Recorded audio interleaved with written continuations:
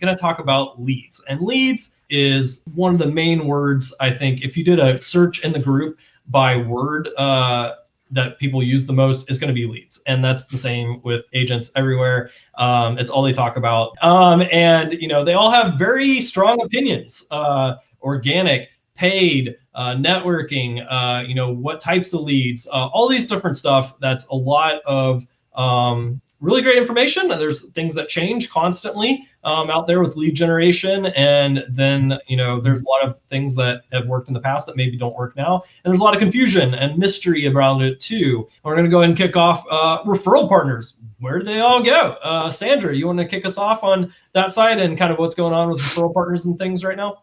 I do, and I absolutely am a huge proponent of referral partners. What makes my skin crawl and makes me really scared for somebody is when they say, I don't need anything else, I have referral partners, which was probably okay until March 16th, probably right around March 16th. Work with a lot of mortgage guys myself, generating leads. And we are all working from home. I know a lot of cities are still locked down. I know a lot of people still are not wanting to go anywhere. Business has changed literally overnight.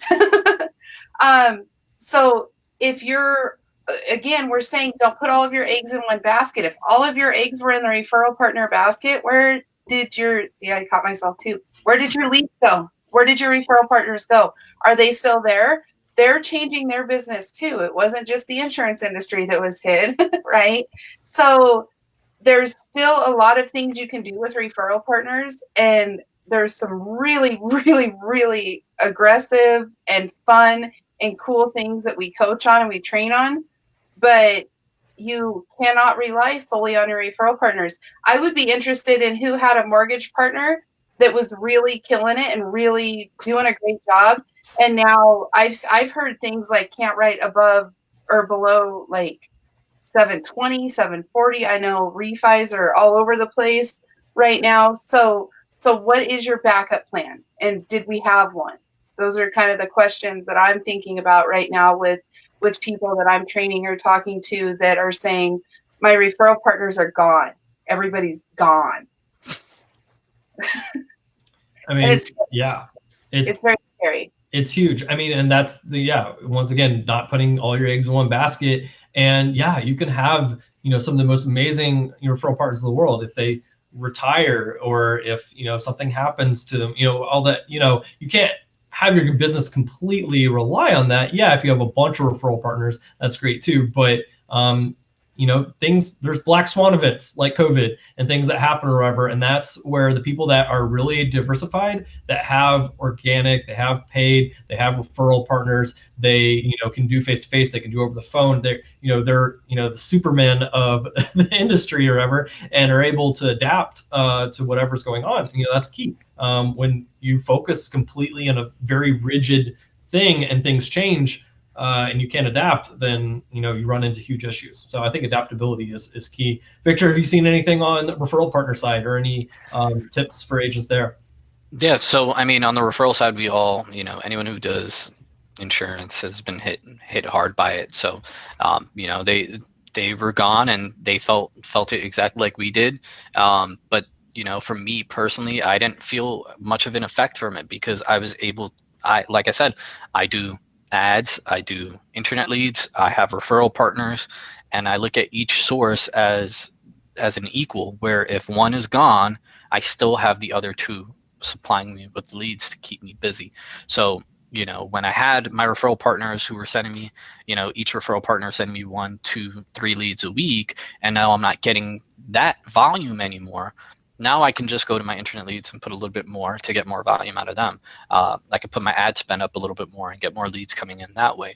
But as far as, the referral partners, it's kind of came back full force also now, because now they're so busy that they can't, keep up with it anymore. So I know one of my loan officers, he's getting refis like crazy. Like Sandra said, like it's just nonstop. Everyone's trying to refi, get lower payments. And every refi he's sending me, sending over to me, and I've been in contact with him like, hey, send them over, let's get those payments down even further. Anyone who I haven't dealt with already, send them. So it's worked in a good way, but I think keeping that conversation open with them and letting them know, hey, I'm still here.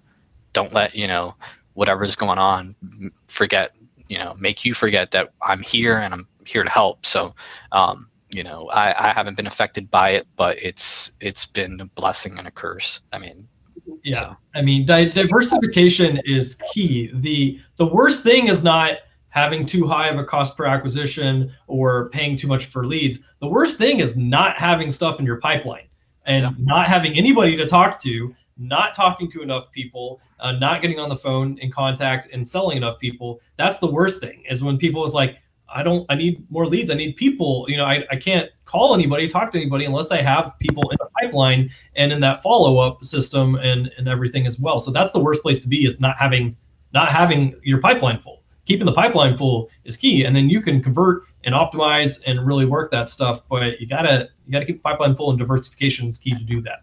And it's a business, right? Like, the only way your business is going to grow is if you put money back into it. So in situations like this, where the leads that you wouldn't typically be getting aren't coming in anymore, you need to invest back into your business, because it takes money to make money. So, I've met a lot of agents over, the course of the last few years of consulting and meeting with agents that don't like putting money into their business. Oh, I'm not going to spend money on leads because it's theft. It's, I can get free leads from here. I'm like, cool.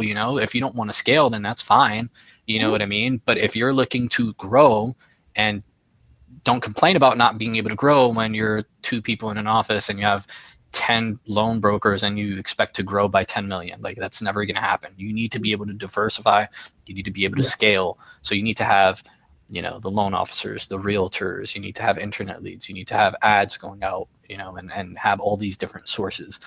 There's no one way of just growing to super success. Every agent that I've met that's 30 million and higher, and I know of a lot of them, they're all internet leads, realtors, loan officers, ads. They all do all 3. And if you want to get to that level, if that's what your aspirations are, then you need to be willing to invest.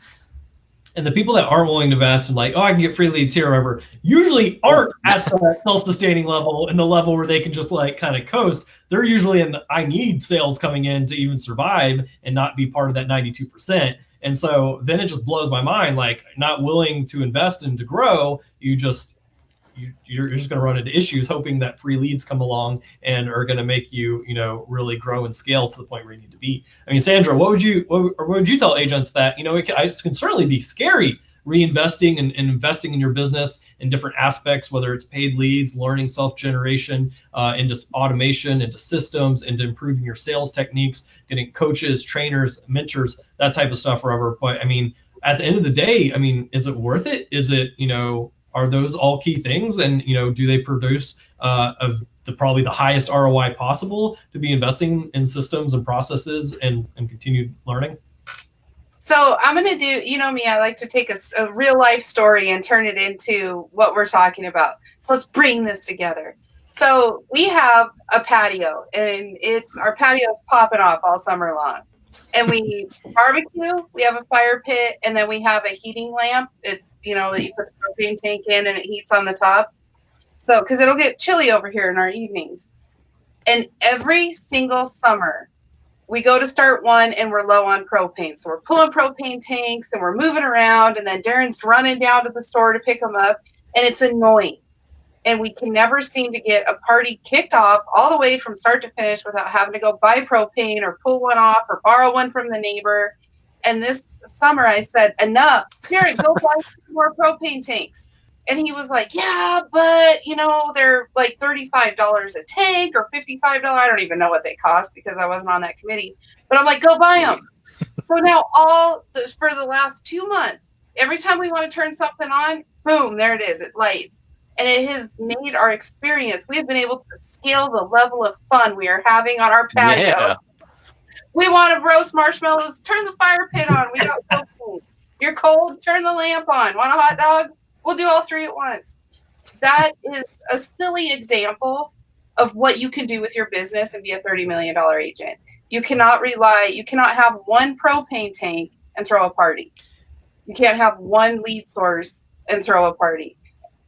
Everybody wants to reap all the benefits and be at the point, you know, of that level of success and having things come in and a team to handle it, and you know everything's going great or whatever. But almost none of them and people aren't willing to invest and to put in what it takes to get to that area. A lot, and it's not just the hustle and hard work. I mean, hustle and hard work is a given in this industry. You have to have that. That's the baseline to do well in this industry. But a lot of that comes from investing in yourself, in your team, in your company, in your leads, whether it's self-generated or from vendors, systems. All that stuff is stuff you got to build that ends up at that level or whatever. Those people at that level aren't just like pulling a couple things off Facebook and calling them every once in a while and like, oh yeah, calling it a day or whatever. Like, they have systems, they have processes, they have pipelines that are completely full. They are training people and hiring people, which is a whole nother like area of the business that's completely different. You can be a great producer, salesperson, but bringing a team up underneath you and hiring people and developing them is a whole different skill set. And you know, I know Victor and you guys, you know, teach and train on that stuff as well. And that's a whole different area.